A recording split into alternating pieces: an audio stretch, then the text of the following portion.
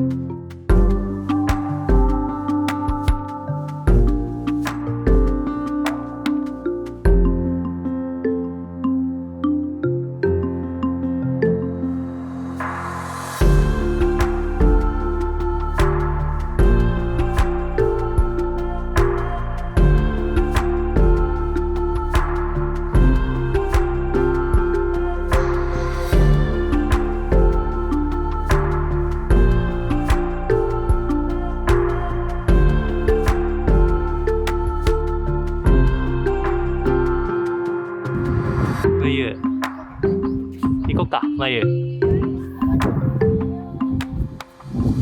まゆさん、まゆ。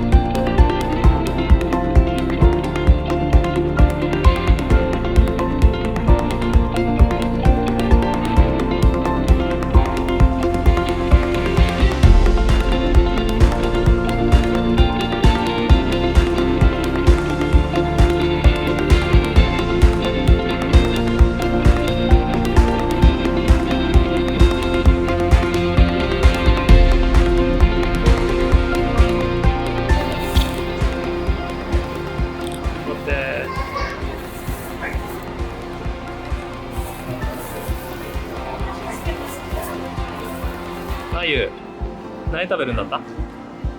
まゆは何食べるんだった？アイスクリーム。アイスクリーム食べる。